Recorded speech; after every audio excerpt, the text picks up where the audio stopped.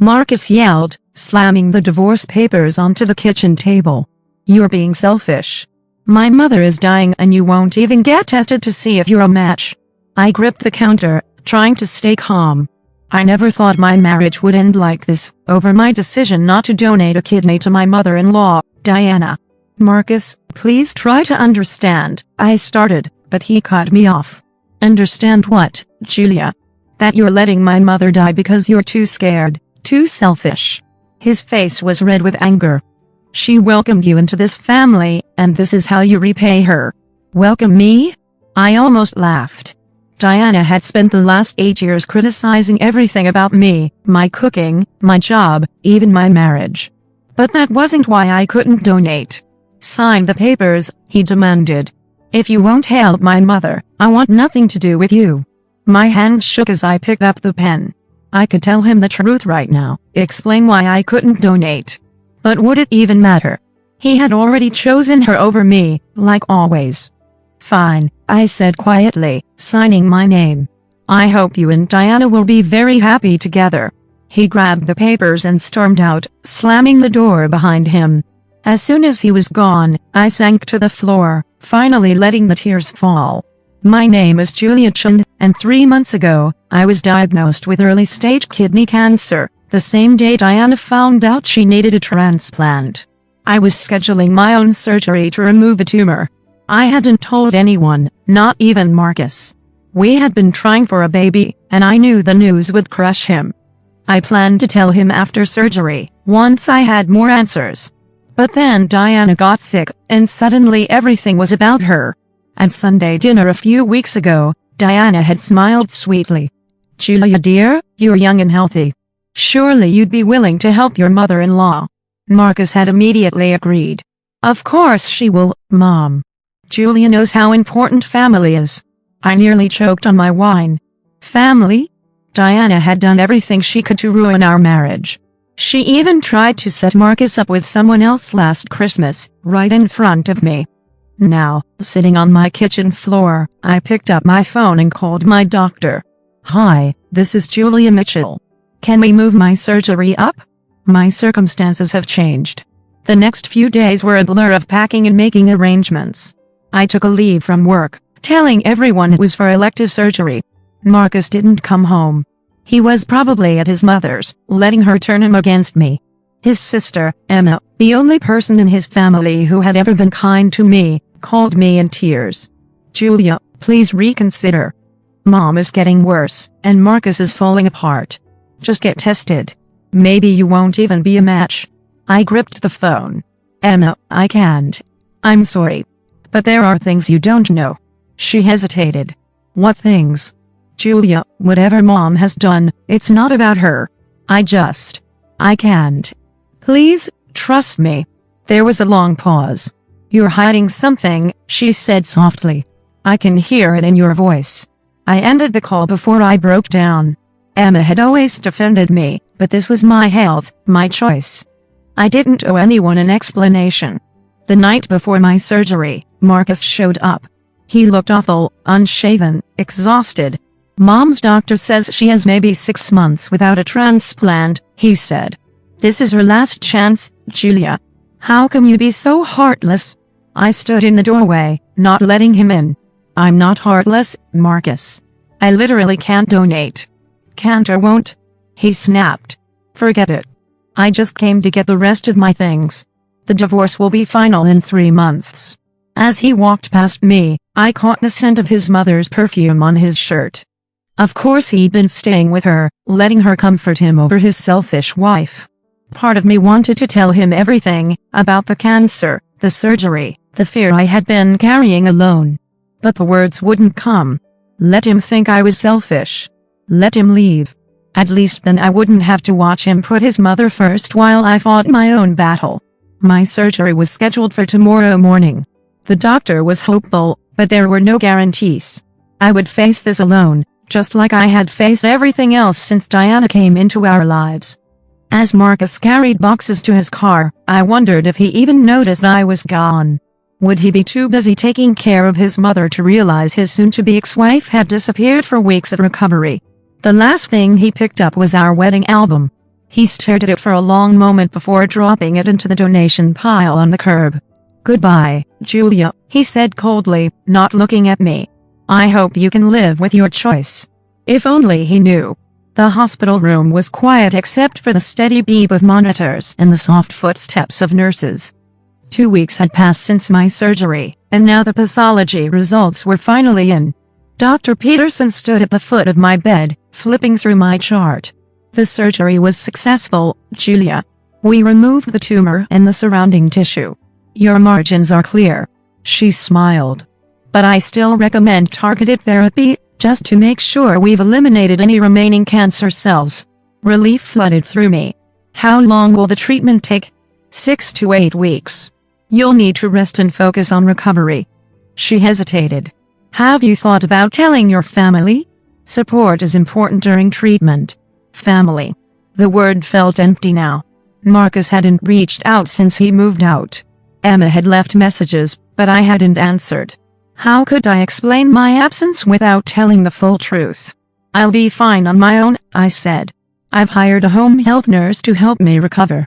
Just then, I heard a commotion outside, a familiar voice, Emma, arguing with a nurse. "I know she's here. I saw her name on the surgery schedule." "Please, I need to see my sister-in-law." My stomach dropped. Emma worked in the medical field, of course she might have seen my name. I should have used my maiden name. Before I could react, Emma burst into my room. She froze, taking in the Ives, my pale face, the hospital bed. "Julia," her voice shook, "Oh my God, what's wrong? Why are you?" Dr. Peterson glanced at me. I nodded, giving her permission to speak. There was no point hiding anymore. "Mrs. Mitchell had a partial nephrectomy," Dr. Peterson explained gently. "We removed a tumor from her kidney." Emma's hands flew to her mouth. "Kidney cancer? But Mom needs a transplant, and you," her eyes widened as she put the pieces together. "You couldn't donate because you have cancer." Tears welled in my eyes. I found out the same day Diana announced she needed a kidney. I was going to tell Marcus after my surgery, but everything happened so fast. Emma rushed to my bedside, carefully wrapping her arms around me. "Why didn't you tell us? Why did you let Marcus think you were being selfish?" I wiped my face with a tissue. Would it have mattered? He already chose Diana over me. If he knew I had cancer, he'd only feel guilty. And Diana would still make it about her. But he's divorcing you over this. He thinks you refused out of spite. "Maybe that's easier," I said quietly. I couldn't be the donor he wanted. I couldn't be the perfect daughter-in-law Diana expected. At least this way, he doesn't have to feel responsible for me. Emma sat on the edge of my bed, struggling to take it all in. "Julia, he needs to know. Mom needs to know. This changes everything." I shook my head. Diana still needs a kidney, and I still can't give her one. Nothing's changed, except now you know why. "But please, Emma," I interrupted, "I'm starting treatment soon. I need to focus on getting better, not dealing with Marcus and Diana. Promise me you won't tell them." She hesitated, torn. Finally, she sighed. "Fine. But I'm not leaving you to handle this alone. I'm staying to help, whether you like it or not." True to her word, Emma was by my side for the next few weeks. She took time off work, drove me to appointments, made sure I ate properly, and sat with me during treatments. One afternoon, as we lounged in my living room watching movies, my phone buzzed. A message from Marcus: "Mom's getting worse. The doctors say she needs the transplant soon. I hope you're happy with your decision." Emma glanced at the screen and snatched the phone from my hands. "That's it. I'm telling him." "No." I tried to grab it back, but the sudden movement sent pain through my side. I gasped, and Emma's anger softened. "Look at you," she said gently. "You're recovering from surgery, and he's making you feel guilty for something you physically can't do. This isn't fair, Julia." "Life isn't fair," I said, thinking about everything that had led us here. "But I made my choice. I need to deal with this on my own terms." Emma huffed. "You and Marcus are both impossible. No wonder you got along so well." Despite everything, I laughed. It felt good to laugh, to have someone who understood. Later that night, after Emma left, I stared at the divorce papers on my coffee table. In less than a month, my marriage would be over. Marcus would be free to focus on his mother, never knowing how close he came to having 2 sick women in his life instead of 1. I touched my healing incision, thinking about the road ahead. The cancer might be gone, but recovery would take time. Treatment would be tough. But somehow, I felt stronger than I had in years. I didn't need Marcus's guilt. I didn't need Diana's manipulation. I had Emma, my own resilience, and a future that, while uncertain, was still mine to face. The truth would come out eventually. Secrets like this always did. But when it did, I'd be ready. The truth came out sooner than I expected. 6 weeks into my treatment, I ran into Marcus at the hospital. I was leaving my oncologist's office when I saw him step out of the elevator, looking down at his phone. He walked right past me at first, then stopped suddenly and turned around. His eyes widened. "Julia." I froze. I knew I looked different, thinner, paler, my hair not as full. I wore a loose sweater to hide the port in my chest, but there was no hiding the signs of illness. "What are you? Why are you here?" His gaze flicked to the sign, "Oncology Department." His face went pale. Before I could answer, Dr. Peterson stepped out of her office. "Julia, don't forget your scan is at 9 a.m. tomorrow. We'll review the results next week to see how your treatment is working." Marcus took a step back, like someone had hit him. "Treatment? Julia, what's going on?" "I should go," I said, trying to walk past him. He gently caught my arm. "Please, I need to understand."